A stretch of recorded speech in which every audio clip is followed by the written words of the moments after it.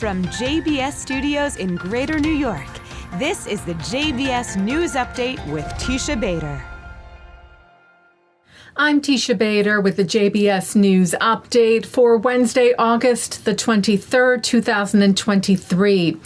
Israeli Prime Minister Benjamin Netanyahu has called on Israel's security agency, the Shin, to help combat a staggering wave of violence in Arab communities in Israel, blamed on organized crime there, including yesterday the murder of the Director General of the Central Israeli Arab city of Tira, Abed Rahman Kashua, which the Prime Minister said crossed a red line.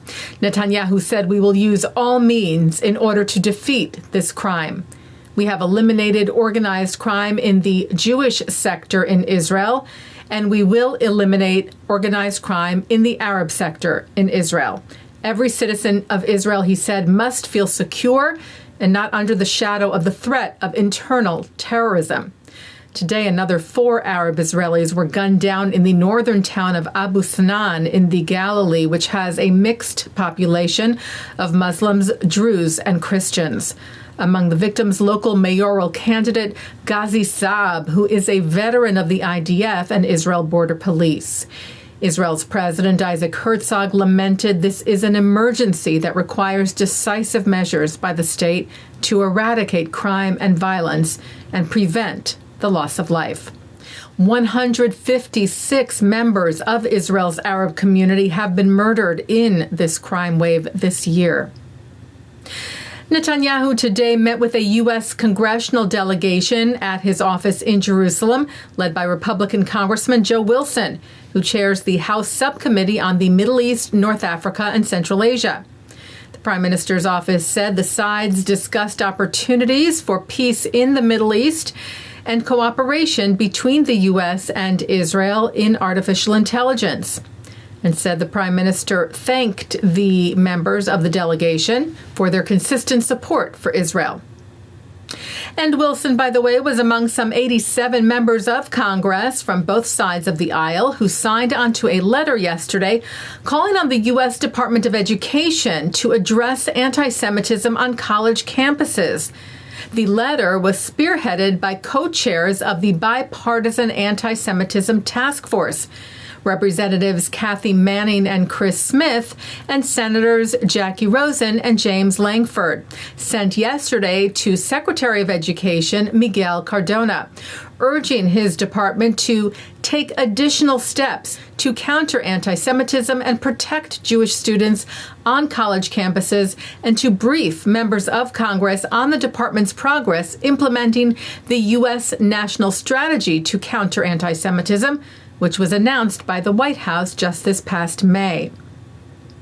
The letter reads, in part, as members of Congress who are committed to countering anti-Semitism, we are deeply concerned about the rise of anti-Semitic incidents at universities and college campuses, saying the U.S. Department of Education has a key role to play in the federal government's efforts to counter anti-Semitism. Well, 2 olive trees shipped from Israel were planted in Portugal earlier this month. Karen Kayemet LeIsrael Jewish National Fund, who provided the olive trees, said the total of 6 trees planted were associated with the 6 major religions: Taoism, Hinduism, Buddhism, Judaism, Christianity, and Islam, planted on August the 2nd in the Tropical Botanical Garden of the University of Lisbon for World Youth Day 2023 and to honor the visit of Pope Francis to Lisbon. Israel's ambassador to Portugal, Dor Shapiro, took part in the ceremony. He wrote, at this event, 6 trees were planted, symbolizing the tolerance between the different religions.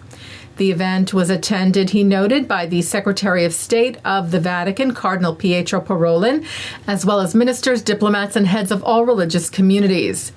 JNF saying these trees, symbols of peace and goodwill, will continue to grow and represent the special bond between all faiths and Israel and Portugal for generations to come. Taking a look now at our programming for tonight on JBS for Wednesday, August the 23rd at 7 o'clock, it's Talmud Study. At 7:30, a behind-the-scenes look at the people whose lives would be forever impacted by the disengagement from Gaza back in August and September of 2005. At 9, former director of the Shin Yaakov Perry is on L'chaim. At 10, filmmaker Adam Hutnik is on Faith to Faith.